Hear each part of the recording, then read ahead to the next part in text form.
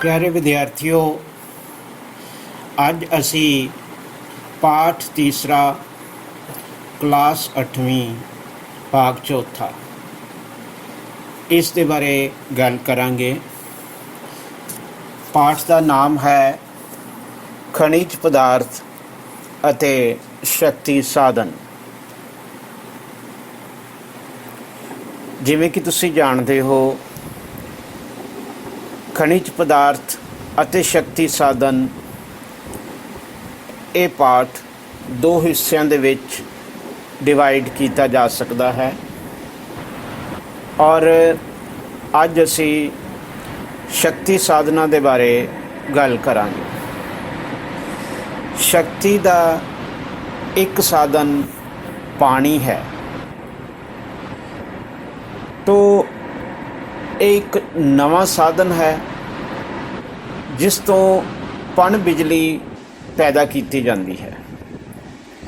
ये शक्ति साधन नव्याउणयोग है अते जल साधन ते निर्भर करता है,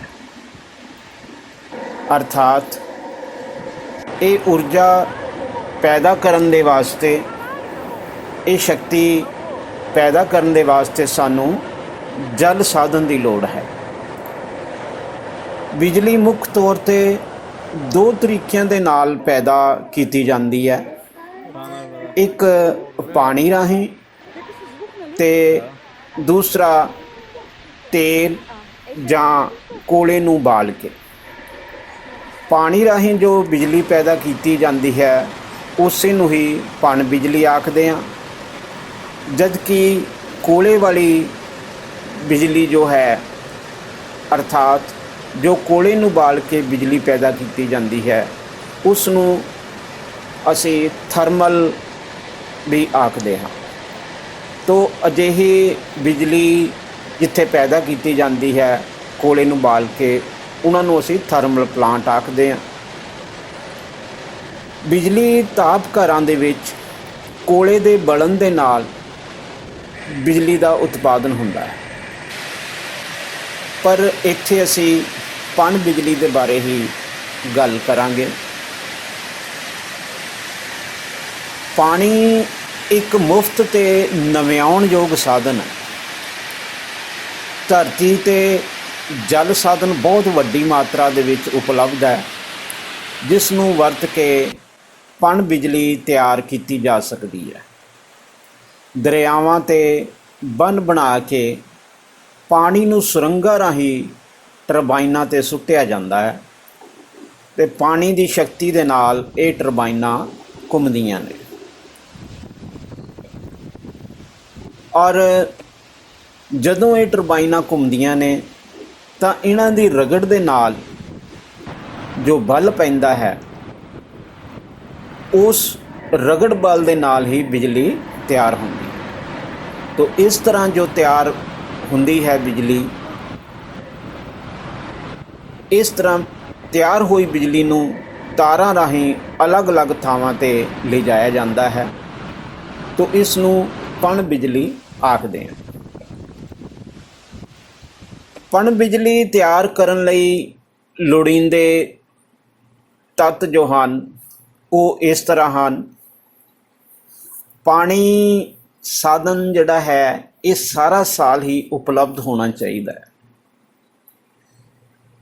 क्योंकि अजिहा ना होवे कि पन बिजली का प्रोजैक्ट असी लगा लीए लेकिन साडे कोल पानी की उपलब्धता ना होवे। तो इस करके पहला जो जरूरी तत्त है वो ये है कि पानी जरूर होना चाहिए है, और दूसरे नंबर ते पानी दे रस्ते विच लोड़ींदी ढलान जो है जां बन बनाउण दे लई उचाई भी प्रॉपर होनी जरूरी है। तो बच्चे जिस तरह असी डैम देखे ने, जिन्ने भी तुसी भाखड़ा डैम भी देखिया होएगा जां होर किसी डैम ते गए होवोगे, तां तुसी देखिया होवेगा कि वो पानी जो है वो बहुत उचाई तो नीचे नूं गिराया जाता है।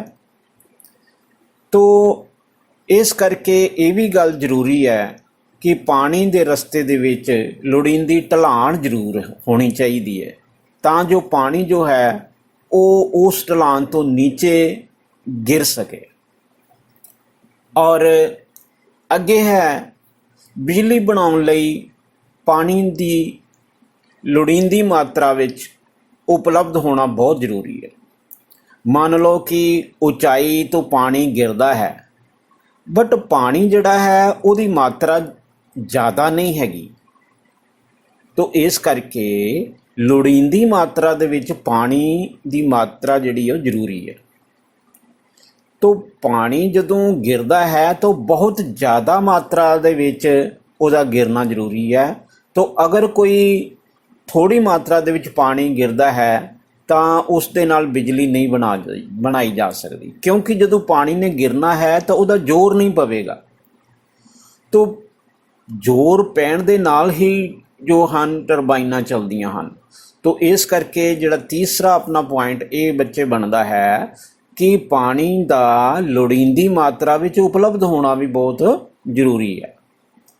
ਤੋ ਚੌਥਾ ਪੁਆਇੰਟ ਹੈ ਸਾਡਾ ਕਿ ਬੰਨ ਦੇ ਪਿਛਲੇ ਪਾਸੇ ਪਾਣੀ ਦੇ ਭੰਡਾਰ ਜਾਂ ਝੀਲ ਵਾਸਤੇ ਲੋੜੀਂਦੀ ਜਗ੍ਹਾ ਵੀ ਹੋਵੇ, ਯਾਨੀ ਕਿ ਜਿੱਥੇ ਪਾਣੀ ਜਮ੍ਹਾਂ ਕੀਤਾ ਗਿਆ ਹੈ ਜਾਂ ਜਿੱਥੋਂ ਪਾਣੀ ਉੱਪਰ ਤੋਂ ਗਿਰਾਇਆ ਗਿਆ ਹੈ ਨੀਚੇ, ਉਸ ਥਾਂ 'ਤੇ ਬਹੁਤ ਵੱਡੀ ਜਿਹੜੀ ਹੈ ਝੀਲ ਹੋਣੀ ਚਾਹੀਦੀ ਹੈ, ਜਾਂ ਕੁਝ ਪ੍ਰਬੰਧ ਹੋਣਾ ਚਾਹੀਦਾ ਹੈ ਕਿ ਜਿੱਥੇ ਪਾਣੀ ਦਾ ਬਹੁਤ ਵੱਡਾ ਭੰਡਾਰ, ਵਿਸ਼ਾਲ ਭੰਡਾਰ ਜਿਹੜਾ ਹੋ ਸਕੇ। ਤੋ ਇਸ ਕਰਕੇ ਬੰਨ ਦੇ ਪਿਛਲੇ ਪਾਸੇ ਪਾਣੀ ਦੇ ਭੰਡਾਰ ਜਾਂ ਝੀਲ ਦੇ ਵਾਸਤੇ ਲੋੜੀਂਦੀ ਜਗ੍ਹਾ ਹੋਣੀ ਚਾਹੀਦੀ ਹੈ, ਅਰਥਾਤ ਜਗ੍ਹਾ ਇੰਨੀ ਕੁ ਵਿਸ਼ਾਲ ਹੋਵੇ ਕਿ ਉਸ ਦੇ ਵਿੱਚ ਬਹੁਤ ਜ਼ਿਆਦਾ ਮਾਤਰਾ ਦੇ ਵਿੱਚ ਪਾਣੀ ਜਿਹੜਾ ਹੈ ਉਹ ਸਮਾ ਸਕੇ, ਤਾਂ ਜੋ ਬਹੁਤ ਜ਼ੋਰ ਦੇ ਨਾਲ ਪਾਣੀ ਜੋ ਹੈ ਉਹ ਨੀਚੇ ਢਲਾਣ ਨੂੰ ਜਾ ਸਕੇ। ਤੋ ਪੰਜਵਾਂ ਪੁਆਇੰਟ ਹੈ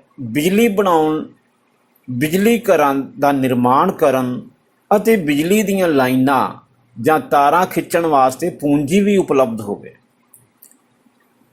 ਤੋ ਅਜਿਹਾ ਬਹੁਤ ਜ਼ਰੂਰੀ ਹੈ ਕਿ ਪੂੰਜੀ ਵੀ ਚਾਹੀਦੀ ਹੈ, ਪੈਸਾ ਵੀ ਚਾਹੀਦਾ ਹੈ। ਕੋਈ ਬਿਜਲੀ ਬਣਾਉਣ ਦੇ ਵਾਸਤੇ ਜੋ ਪ੍ਰੋਜੈਕਟ ਬਣਾਉਣਾ ਹੈ, ਬਿਜਲੀ ਘਰ ਬਣਾਇਆ ਜਾਏਗਾ, ਬਿਜਲੀ ਦੀਆਂ ਤਾਰਾਂ ਵਿਛਾਈਆਂ ਜਾਣੀਆਂ ਨੇ, ਤਾਂ ਇਹਦੇ ਵਾਸਤੇ ਪੈਸਾ ਲੱਗਣਾ ਹੈ। ਤੋ ਇਸ ਕਰਕੇ ਪੂੰਜੀ ਦੀ ਵੀ ਬਹੁਤ ਜ਼ਿਆਦਾ ਲੋੜ ਪੈਂਦੀ ਹੈ।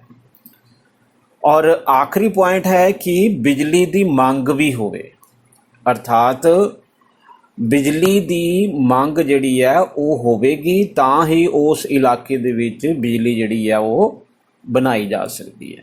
ਅਜਿਹਾ ਨਾ ਹੋਵੇ ਕਿ ਜੰਗਲਾਂ ਦੇ ਵਿੱਚ ਅਸੀਂ ਪ੍ਰੋਜੈਕਟ ਬਣਾ ਦਈਏ ਪਰ ਬਹੁਤ ਦੂਰ ਦੂਰ ਤੱਕ ਕਿਸੇ ਥਾਂ 'ਤੇ ਬਿਜਲੀ ਦੀ ਮੰਗ ਹੀ ਨਾ ਹੋਵੇ। ਤੋ ਇਸ ਕਰਕੇ ਇਹ ਪੁਆਇੰਟ ਜਿਹੜੇ ਨੇ ਬਹੁਤ ਜ਼ਰੂਰੀ ਨੇ। ਤੋ ਬਿਜਲੀ ਬਣਾਉਣ ਦੇ ਵਾਸਤੇ ਜਿਹੜੇ ਲੋੜੀਂਦੇ ਤੱਤ ਨੇ, ਇਹਨਾਂ ਵਾਸਤੇ ਆਪਾਂ ਫਿਰ ਇੱਕ ਵਾਰੀ ਦੁਹਰਾਈ ਬੱਚੇ ਕਰ ਲਈਏ। ਪਾਣੀ ਸਾਧਨ ਸਾਰਾ ਸਾਲ ਉਪਲਬਧ ਹੋਵੇ, ਪਾਣੀ ਦੇ ਰਸਤੇ ਵਿੱਚ ਲੋੜੀਂਦੀ ਢਲਾਣ ਹੋਵੇ, ਬਿਜਲੀ ਬਣਾਉਣ ਲਈ ਪਾਣੀ ਦੀ ਲੋੜੀਂਦੀ ਮਾਤਰਾ ਵਿੱਚ ਉਪਲਬਧਤਾ ਹੋਵੇ, ਬੰਨ ਦੇ ਪਿਛਲੇ ਪਾਸੇ ਪਾਣੀ ਦੇ ਭੰਡਾਰ ਜਾਂ ਝੀਲ ਵਾਸਤੇ ਲੋੜੀਂਦੀ ਜਗ੍ਹਾ ਹੋਵੇ, ਬਿਜਲੀ ਬਣਾਉਣ, ਬਿਜਲੀ ਘਰਾਂ ਦਾ ਨਿਰਮਾਣ ਕਰਨ ਤੇ ਬਿਜਲੀ ਦੀਆਂ ਲਾਈਨਾਂ ਜਾਂ ਤਾਰਾਂ ਖਿੱਚਣ ਵਾਸਤੇ ਪੂੰਜੀ ਵੀ ਉਪਲਬਧ ਹੋਵੇ ਤੇ ਇਲਾਕੇ ਦੇ ਵਿੱਚ ਬਿਜਲੀ ਦੀ ਮੰਗ ਵੀ ਹੋਵੇ। ਤੋ ਇਹ ਗੱਲਾਂ ਬਹੁਤ ਜ਼ਰੂਰੀ ਨੇ। ਤੋ ਪਿਆਰੇ ਬੱਚਿਓ, ਸੰਸਾਰ ਦੇ ਵਿੱਚ ਅਸੀਂ ਨਜ਼ਰ ਮਾਰ ਕੇ ਦੇਖੀਏ ਤਾਂ ਪਾਣੀ ਜਿਹੜਾ ਹੈ ਬੜੇ ਖੁੱਲ੍ਹੀ ਮਾਤਰਾ ਦੇ ਵਿੱਚ ਹਰ ਥਾਂ 'ਤੇ ਸਾਨੂੰ ਮਿਲਦਾ ਹੈ। ਜਿਵੇਂ ਕਿ ਅਸੀਂ ਜਾਣਦੇ ਹਾਂ ਕਿ 71% ਤਾਂ ਇਸ ਧਰਤੀ ਦੇ ਉੱਤੇ ਪਾਣੀ ਦੀ ਮਾਤਰਾ ਆ, ਥਲ ਭਾਗ ਘੱਟ ਹੈ ਅਤੇ ਜਲ ਦੀ ਮਾਤਰਾ ਜਿਹੜੀ ਉਹ ਜ਼ਿਆਦਾ ਆ। ਤੋ ਇਸ ਤੋਂ ਕਾਫੀ ਦੇਸ਼ਾਂ ਨੇ ਫਾਇਦਾ ਵੀ ਉਠਾਇਆ, ਕਾਫੀ ਦੇਸ਼ਾਂ ਨੇ ਪਾਣੀ ਦਾ ਸਹੀ ਇਸਤੇਮਾਲ ਕਰਕੇ ਪਣ ਬਿਜਲੀ ਦਾ ਉਤਪਾਦਨ ਵੀ ਕੀਤਾ। ਔਰ ਇਹਨਾਂ ਵਿੱਚ ਆਓ ਦੇਖੀਏ ਕਿਹੜੇ ਕਿਹੜੇ ਦੇਸ਼ ਨੇ। ਸਭ ਤੋਂ ਪਹਿਲਾਂ ਆਪਾਂ ਦੇਖਦੇ ਹਾਂ, ਇਸ ਸਾਹਮਣੇ ਜੋ ਵਿਸ਼ਵ ਦਾ ਨਕਸ਼ਾ ਸਾਨੂੰ ਨਜ਼ਰ ਆ ਰਿਹਾ ਹੈ ਬੱਚੇ, ਇਹ ਧਿਆਨ ਦੇਖਣਾ ਕਿ ਤੁਸੀਂ ਕਿੱਥੇ ਕਿੱਥੇ ਨੇ ਇਹ ਦੇਸ਼। ਸਭ ਤੋਂ ਪਹਿਲਾਂ ਹੈ USA, ਜਿਸ ਨੂੰ ਅਸੀਂ ਸੰਯੁਕਤ ਰਾਜ ਅਮਰੀਕਾ ਵੀ ਆਖਦੇ ਹਾਂ। ਔਰ ਦੂਸਰੇ ਨੰਬਰ 'ਤੇ ਹੈ ਰੂਸ, ਜੋ ਕਿ ਏਸ਼ੀਆ ਦੇ ਵਿੱਚ ਹੈ। ਇਸ ਤੋਂ ਬਾਅਦ ਹੈ ਜਾਪਾਨ ਸੱਜੇ ਪਾਸੇ, ਜਿਹਨੂੰ ਅਸੀਂ ਲੈਂਡ ਆਫ ਰਾਈਜ਼ਿੰਗ ਸਨ ਵੀ ਆਖਦੇ ਹਾਂ। ਇਸ ਤੋਂ ਬਾਅਦ ਹੈ ਕੈਨੇਡਾ, ਜਿਹੜਾ ਕਿ ਅਮਰੀਕਾ ਦੇ ਉੱਪਰ ਹੈ। ਔਰ ਇਸ ਤੋਂ ਬਾਅਦ England, France, Italy, Germany, Poland ਅਤੇ ਬ੍ਰਾਜ਼ੀਲ ਅਤੇ ਭਾਰਤ। ਇਹ ਸਾਰੇ ਜੋ ਦੇਸ਼ ਨੇ, ਇਹਨਾਂ ਦੇਸ਼ਾਂ ਦੇ ਵਿੱਚ ਪਾਣੀ ਦੀ ਮਾਤਰਾ ਦਾ ਸਹੀ ਇਸਤੇਮਾਲ ਕਰਕੇ ਪਣ ਬਿਜਲੀ ਦਾ ਉਤਪਾਦਨ ਕੀਤਾ ਗਿਆ ਹੈ। ਤੋ ਸਭ ਤੋਂ ਜ਼ਿਆਦਾ ਜੋ ਹੈ ਅਸੀਂ ਦੇਖੀਏ ਅਗਰ ਸੰਸਾਰ ਦੇ ਵਿੱਚ, ਤਾਂ USA ਯਾਨੀ ਕਿ ਸੰਯੁਕਤ ਰਾਜ ਅਮਰੀਕਾ ਜੋ ਹੈ ਸੰਸਾਰ ਦੀ ਲਗਭਗ 31% ਪਣ ਬਿਜਲੀ ਤਿਆਰ ਕਰਦਾ ਹੈ। तो बच्चे ये याद रखना है, बड़ा इंपॉर्टेंट प्रश्न है। संसार की 31% पन बिजली अमरीका तैयार करता है। तो ब्राज़ील ते कनेडा वर्गे देशों की पन बिजली ते निर्भरता तो बहुत ज़्यादा है, वो तो पूरी तरह पन बिजली के उत्ते ही निर्भर ने। तो भारत विच अगर गल करिए तो सिर्फ 1% पन बिजली पैदा की जा रही है, जबकि भारत की बिजली की पैदा करन दी इहदी जिहड़ी है कुल ऊर्जा साधना का 37% हिस्सा बनती है। इस तो भाव यह है कि भारत वर्गे देश लई पन ऊर्जा की बहुत महत्ता है। भारत विच जल साधना की भी कोई कमी तो नहीं है। ये जल साधन दरियावां के रूप दे विच मौजूद ने।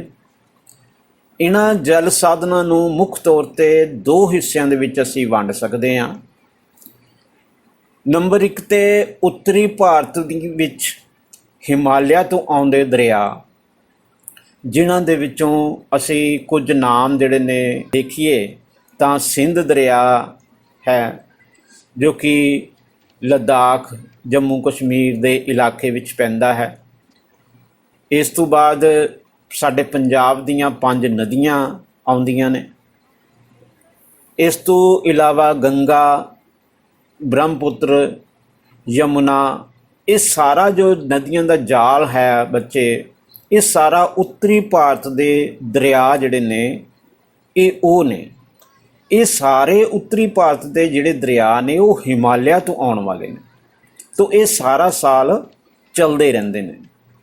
तो इस तो पन बिजली लगातार जिहड़ी है वो बना के फ़ायदा जिहड़ा उठाया जा सकता है। तो दूसरा है दक्षिणी भारत के दरिया, जिहदे विचों नर्मदा, ताप्ती, कृष्णा, गोदावरी, ये जो नदियां हैं ये दक्षिणी भारत दीयां ने। तो भारत के उत्तर वाले पासे जिहड़ियां आंदियां नदियां गंगा ते ब्रह्मपुत्र दरिया, ते इस तो इलावा उन्हां दी जिहड़ी सहायक नदियां ने वो सारियां ही बर्फ के पिघलन के कारण सारा साल चलदियां रहिंदियां। इसलिए इन्हां दरियावां ते नदियां दे विच पन बिजली तैयार करन दी बहुत ज़्यादा समर्था है। और इन्हां उत्तरी भारत तो मिलदे पानी साधनां दी समर्था भारत दे कुल संभावित पन बिजली साधन दे 78% तो भी ज़्यादा है। दूजे पासे दक्षिणी भारत दीयां नदियां ने वो सिर्फ वर्खा ते निर्भर करदियां ने। इन्हां सारियां नदियां दी पन बिजली तैयार करन दी संभावित समर्था जिहड़ी है वो सिर्फ 21% है, जो कि दक्षिणी भारत दीयां नदियां। तो इस तरह आप देखते हैं कि जो उत्तरी भारत दीयां नदियां ने, क्योंकि वो सारा साल वहदियां ने, इस करके उन्हां दी समर्था जिहड़ी है वो ज़्यादा आ। और दक्षिणी भारत दीयां जो नदियां ने उन्हां दी समर्था जिहड़ी है वो संभावित समर्था जिन्हों आपां कहंदे हैं वो सिर्फ 21% है। तो दक्षिणी भारत विच जदों असीं गल करदे हां तां दक्षिणी भारत विच गोवा नूं छड्ड के भारत दे सारे ही राज बिजली तैयार करदे ने। आंध्र प्रदेश, करनाटक, महाराष्ट्र, पंजाब, तमिलनाडु, उड़ीसा ते केरल आदि जिहड़े राज ने, इन्हां कोल बिजली तैयार करन दी ਸਥਾਪਿਤ ਸਮਰੱਥਾ ਬਹੁਤ ਜ਼ਿਆਦਾ ਆ। ਇਹਨਾਂ ਵਿੱਚੋਂ ਅਸੀਂ ਪੰਜਾਬ ਜਿਹੜਾ ਉੱਤਰੀ ਭਾਰਤ ਦੇ ਵਿੱਚ ਆਉਂਦਾ ਹੈ, ਜਦਕਿ ਬਾਕੀ ਜਿਹੜੇ ਨੇ ਉਹ ਸਾਰੇ ਹੀ ਦੱਖਣੀ ਭਾਰਤ ਵਿੱਚ ਆਉਂਦੇ ਨੇ। ਇਹਨਾਂ ਰਾਜਾਂ ਦੇ ਕੋਲ ਬਿਜਲੀ ਤਿਆਰ ਕਰਨ ਦੀ ਸਮਰੱਥਾ ਜਿਹੜੀ ਬਹੁਤ ਜ਼ਿਆਦਾ ਹੈ। ਔਰ ਉੱਤਰੀ ਭਾਰਤ ਦੇ ਵਿੱਚੋਂ ਉੱਤਰਾਂਚਲ ਅਤੇ ਹਿਮਾਚਲ ਪ੍ਰਦੇਸ਼ ਵਰਗੇ ਜਿਹੜੇ ਪਹਾੜੀ ਰਾਜ ਨੇ, ਉਹਨਾਂ ਕੋਲ ਵੀ ਪਣ ਬਿਜਲੀ ਦੇ ਸੰਭਾਵਿਤ ਸੋਮੇ ਜਿਹੜੇ ਨੇ, ਯਾਨੀ ਕਿ ਸੰਭਾਵਿਤ ਸੋਮੇ ਦਾ ਮਤਲਬ ਜਿਨ੍ਹਾਂ ਤੋਂ ਅਸੀਂ ਕੰਮ ਲੈ ਸਕਦੇ ਹਾਂ। ਸੰਭਾਵਿਤ ਸੋਮਿਆਂ ਨੂੰ ਵਿਕਸਿਤ ਕਰਨ ਦੀ ਲੋੜ ਹੈ। ਯਾਨੀ ਕਿ ਉੱਤਰਾਂਚਲ ਅਤੇ ਹਿਮਾਚਲ ਪ੍ਰਦੇਸ਼ ਵਰਗੇ ਜਿਹੜੇ ਪਹਾੜੀ ਰਾਜ ਨੇ, ਉਹਨਾਂ ਦੇ ਕੋਲ ਪਣ ਬਿਜਲੀ ਦੇ ਜਿਹੜੇ ਸੰਭਾਵਿਤ ਸੋਮੇ ਨੇ ਉਹ ਬਹੁਤ ਜ਼ਿਆਦਾ ਨੇ, ਔਰ ਇਹਨਾਂ ਸੰਭਾਵਿਤ ਸੋਮਿਆਂ ਨੂੰ ਵਿਕਸਿਤ ਕਰਨ ਦੀ ਲੋੜ ਹੈ। ਕਰਨਾਟਕ ਦੇ ਵਿੱਚ ਨਾਗਾਰਜੁਨ ਸਾਗਰ ਡੈਮ, ਉੱਤਰ ਪ੍ਰਦੇਸ਼ ਦੇ ਵਿੱਚ Ganga electric grid system, Maharashtra ਵਿੱਚ Tata hydro electric grid, Orissa ਦੇ ਵਿੱਚ ਹੀਰਾਕੁੰਡ, ਹਿਮਾਚਲ ਪ੍ਰਦੇਸ਼ ਦੇ ਵਿੱਚ ਮੰਡੀ ਅਤੇ ਪੰਡੋ ਪ੍ਰੋਜੈਕਟ, ਅਤੇ ਪੰਜਾਬ ਦੇ ਵਿੱਚ ਭਾਖੜਾ ਡੈਮ, ਪੌਂਗ ਡੈਮ ਅਤੇ ਰਣਜੀਤ ਸਾਗਰ ਡੈਮ। ਇਹ ਸਾਰੇ ਜੋ ਡੈਮ ਨੇ ਇਹ ਅਜਿਹੇ ਹਾਈਡਰੋ ਇਲੈਕਟ੍ਰਿਕ ਪ੍ਰੋਜੈਕਟ ਨੇ ਜਿਹੜੇ ਕਿ ਵਾਕਈ ਵਰਣਨਯੋਗ ਨੇ। ਤੋ ਇਹ ਜੋ ਡੈਮ ਹਨ, ਇਹ ਡੈਮ ਜਾਂ ਪ੍ਰੋਜੈਕਟ ਪਣ ਬਿਜਲੀ ਤਿਆਰ ਕਰਨ ਲਈ ਲਗਾਏ ਜਾਂਦੇ ਨੇ।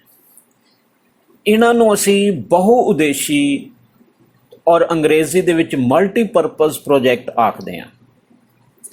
ਇਹਨਾਂ ਪ੍ਰੋਜੈਕਟਾਂ ਨੂੰ ਲਗਾਉਣ ਦਾ ਜਿਹੜਾ ਉਦੇਸ਼ ਹੈ ਉਹ ਇਹ ਹੈ, ਉਹ ਹੜ੍ਹਾਂ ਦੀ ਰੋਕਥਾਮ ਕੀਤੀ ਜਾਂਦੀ ਹੈ, ਮਿੱਟੀ ਨੂੰ ਖੁਰਨ ਤੋਂ ਬਚਾਉਂਦੇ ਨੇ, ਬਿਜਲੀ ਤਿਆਰ ਕੀਤੀ ਜਾਂਦੀ ਹੈ, ਨਹਿਰਾਂ ਬਣਾ ਕੇ ਫਸਲਾਂ ਦੀ ਸਿੰਜਾਈ ਕੀਤੀ ਜਾਂਦੀ ਹੈ, ਔਰ ਡੈਮ ਦੇ ਪਿੱਛੇ ਝੀਲ ਦੇ ਵਿੱਚ ਮੱਛੀਆਂ ਪਾਲੀਆਂ ਜਾਂਦੀਆਂ ਨੇ, ਔਰ ਇਹਨਾਂ ਨੂੰ ਸੈਰ ਸਪਾਟੇ ਦੇ ਤੌਰ 'ਤੇ ਵੀ ਵਰਤਿਆ ਜਾਂਦਾ।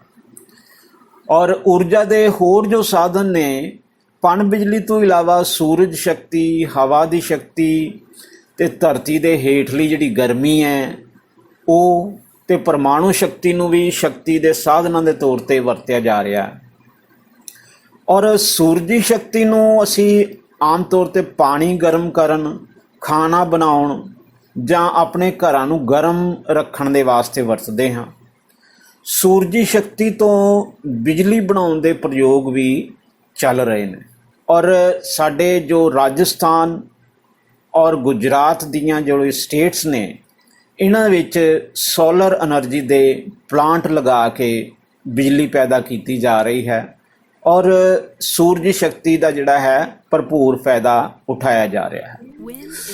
ਇਸ ਤੋਂ ਇਲਾਵਾ ਚਲਦੀ ਹੋਈ ਹਵਾ ਜਿਹੜੀ ਹੈ ਉਸ ਤੋਂ ਵੀ ਬੱਚੇ ਬਿਜਲੀ ਪੈਦਾ ਕੀਤੀ ਜਾਂਦੀ ਹੈ, ਔਰ ਚਲਦੀ ਹੋਈ ਹਵਾ ਤੋਂ ਜਿਹੜੀ ਬਿਜਲੀ ਪੈਦਾ ਕੀਤੀ ਜਾਂਦੀ ਉਸ ਨੂੰ ਅਸੀਂ ਪੌਣ ਸ਼ਕਤੀ ਆਖਦੇ ਹਾਂ, ਕਿਉਂਕਿ ਚਲਦੀ ਹੋਈ ਹਵਾ ਨੂੰ ਅਸੀਂ ਪੌਣ ਜਾਂ ਵਿੰਡ ਆਖਦੇ ਹਾਂ।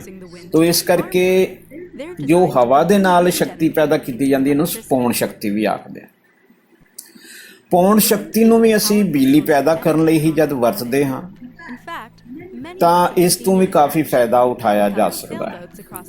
ਇਸ ਤੋਂ ਇਲਾਵਾ ਭੂ ਤਾਪੀ ਊਰਜਾ, ਜਿਹਨੂੰ ਅਸੀਂ ਜਿਓ ਥਰਮਲ ਐਨਰਜੀ ਵੀ ਕਹਿੰਦੇ ਹਾਂ, ਇਹ ਵੀ ਕਈ ਤਰੀਕਿਆਂ ਦੇ ਨਾਲ ਉਪਯੋਗ ਦੇ ਵਿੱਚ ਲਿਆਂਦਾ ਜਾ ਰਿਹਾ ਇਸ ਨੂੰ ਵੀ। ਔਰ ਇਹਨੂੰ ਮੁੱਖ ਤੌਰ 'ਤੇ ਘਰਾਂ ਨੂੰ ਗਰਮ ਰੱਖਣ ਦੇ ਲਈ ਵਰਤਿਆ ਜਾ ਰਿਹਾ ਹੈ, ਜਿਓ ਥਰਮਲ ਐਨਰਜੀ ਨੂੰ। ਔਰ ਅਗਰ ਅਸੀਂ ਵਿਸ਼ਵ ਪੱਧਰ 'ਤੇ ਦੇਖੀਏ ਤਾਂ ਰੂਸ, ਜਾਪਾਨ ਅਤੇ ਨਿਊਜ਼ੀਲੈਂਡ, ਇਹ ਤਿੰਨ ਅਜਿਹੇ ਦੇਸ਼ ਨੇ ਜਿਨ੍ਹਾਂ ਦੇ ਵਿੱਚ ਭੂ ਤਾਪੀ ਊਰਜਾ ਤੋਂ ਬਿਜਲੀ ਤਿਆਰ ਜਿਹੜੀ ਹੈ ਉਹ ਕੀਤੀ ਜਾ ਰਹੀ ਹੈ। ਔਰ ਇਸ ਤੋਂ ਇਲਾਵਾ ਜਵਾਹਰ ਭਾਟਾ ਵੀ ਇੱਕ ਸ਼ਕਤੀ ਦਾ ਸਾਧਨ ਹੈ, ਜਿਸ ਨੂੰ ਭਵਿੱਖ ਵਿੱਚ ਸ਼ਕਤੀ ਦੇ ਸਾਧਨ ਦੇ ਤੌਰ 'ਤੇ ਵਰਤਿਆ ਜਾ ਸਕਦਾ ਹੈ। ਤੋ ਜਦੋਂ ਜਵਾਹਰ ਭਾਟਾ ਦੇ ਵਿੱਚ ਲਹਿਰਾਂ ਉੱਠਦੀਆਂ ਨੇ ਔਰ ਫਿਰ ਨੀਚੇ ਨੂੰ ਜਾਂਦੀਆਂ ਨੇ, ਇਸ ਸ਼ਕਤੀ ਦੇ ਬਾਰੇ ਅਸੀਂ ਸਾਰੇ ਜਾਣਦੇ ਹਾਂ ਕਿ ਉਹਦੇ ਵਿੱਚ ਵੀ ਬਹੁਤ ਵੱਡੀ ਤਾਕਤ ਹੁੰਦੀ ਹੈ। ਤੋ ਅਜਿਹਾ ਸੰਭਾਵਨਾ ਹੈ ਕਿ ਆਉਣ ਵਾਲੇ ਭਵਿੱਖ ਦੇ ਵਿੱਚ ਇਸ ਜਵਾਰ ਭਾਟਾ ਤੋਂ ਵੀ ਕਾफ़ी ਜਿਹੜੀ ਹੈ ਬਿਜਲੀ ਪੈਦਾ ਕਰਨ ਦਾ ਕੰਮ ਲਿਆ ਜਾ ਸਕਦਾ ਹੈ। ਤੋ ਅਖੀਰ ਦੇ ਵਿੱਚ ਬੱਚੇ ਆਓ ਦੇਖੀਏ ਕਿ ਕੁਦਰਤੀ ਸਾਧਨ ਜੋ ਹਨ ਇਹਨਾਂ ਦੀ ਸਾਂਭ ਸੰਭਾਲ ਜਿਹੜੀ ਹੈ ਜ਼ਰੂਰੀ ਹੈ, ਕਿਉਂਕਿ ਕੁਦਰਤੀ ਸਾਧਨ ਜਿਹੜੇ ਨੇ ਕੁਦਰਤ ਵੱਲੋਂ ਮਨੁੱਖ ਨੂੰ ਮਿਲੇ ਹੋਏ ਨੇ, ਉਹਨਾਂ ਦੀ ਵਰਤੋਂ ਬਹੁਤ ਸੁਚੱਜੇ ਢੰਗ ਨਾਲ ਸਾਨੂੰ ਕਰਨੀ ਚਾਹੀਦੀ ਹੈ। ਕਿਸੇ ਵੀ ਸਾਧਨ ਦੀ ਫਜ਼ੂਲ ਵਰਤੋਂ ਜਿਹੜੀ ਨਹੀਂ ਹੋਣੀ ਚਾਹੀਦੀ।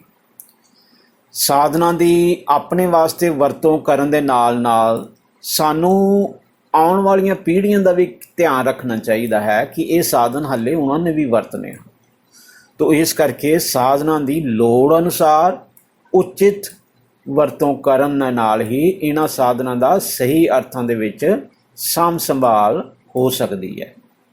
ਤੋ ਸਾਨੂੰ ਜਿਹੜੇ ਨੇ ਕੁਦਰਤੀ ਸਾਧਨਾਂ ਦੀ ਸਹੀ ਵਰਤੋਂ ਕਰਨੀ ਚਾਹੀਦੀ ਹੈ। ਤੋ ਪਿਆਰੇ ਬੱਚਿਓ, ਇਹ ਪਾਠ ਜੋ ਹੈ ਇਹਦੇ ਵਿੱਚ ਕੁਝ ਯਾਦ ਰੱਖਣ ਵਾਲੇ ਪੁਆਇੰਟਸ ਨੇ। ਤੋ ਇਹਨਾਂ ਪੁਆਇੰਟਸ ਦੀ ਆਪਾਂ ਦੁਹਰਾਈ ਕਰ ਲੈਂਦੇ ਹਾਂ।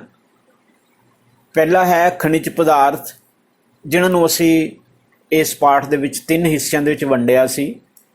ਪਹਿਲਾ ਸੀ ਧਾਤੂ, ਜਿਨ੍ਹਾਂ ਦੇ ਵਿੱਚ ਲੋਹ ਧਾਤੂ ਹੁੰਦੀਆਂ ਨੇ, ਔਰ ਦੂਸਰੇ ਖਣਿਜ ਪਦਾਰਥ ਉਹ ਜਿਨ੍ਹਾਂ ਨੂੰ ਅਧਾਤੂ ਕਹਿੰਦੇ ਆ, ਜਿਨ੍ਹਾਂ ਦੇ ਵਿੱਚ ਲੋਹੇ ਤੋਂ ਮਾਤਰਾ ਜਿਹੜੀ ਲੋਹੇ ਦੀ ਮਾਤਰਾ ਨਹੀਂ ਹੁੰਦੀ, ਲੋਹੇ ਤੋਂ ਬਿਨਾਂ ਧਾਤੂਆਂ ਹੁੰਦੀਆਂ ਨੇ। ਔਰ ਤੀਸਰਾ ਹੈ ਪਰਮਾਣੂ, ਜਿਨ੍ਹਾਂ ਨੂੰ ਅਸੀਂ ਖਣਿਜ ਪਦਾਰਥ ਆਖਦੇ ਹਾਂ, ਔਰ ਇਹਨਾਂ ਤੋਂ ਵੀ ਸ਼ਕਤੀ ਜਿਹੜੀ ਹੈ ਪ੍ਰਾਪਤ ਕੀਤੀ ਜਾਂਦੀ ਹੈ। ਇਸ ਤੋਂ ਬਾਅਦ ਸੀ ਧਾਤੂ ਖਣਿਜ ਪਦਾਰਥ, ਜਿਸ ਤਰ੍ਹਾਂ ਕਿ ਲੋਹਾ, ਮੈਗਨੀਜ਼, क्रोमाइट, निकल, कोबाल्ट, सोना, तांबा, चांदी, बॉक्साइट आदि। और अधातु खनिज पदार्थ किहड़े ने? अबरख, चूने का पत्थर, हीरा, जिप्सम आदि।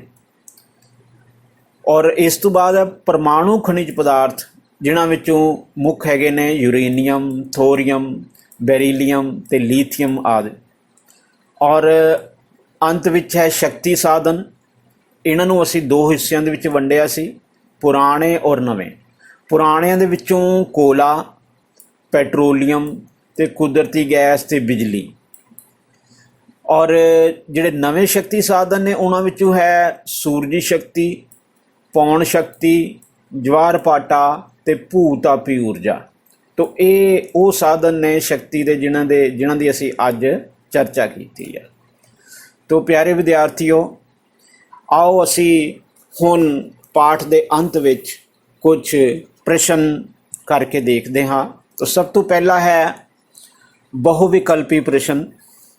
ਪਹਿਲਾ ਪ੍ਰਸ਼ਨ ਹੈ, ਨਵੇਂ ਊਰਜਾ ਦੇ ਸਾਧਨ ਹਨ।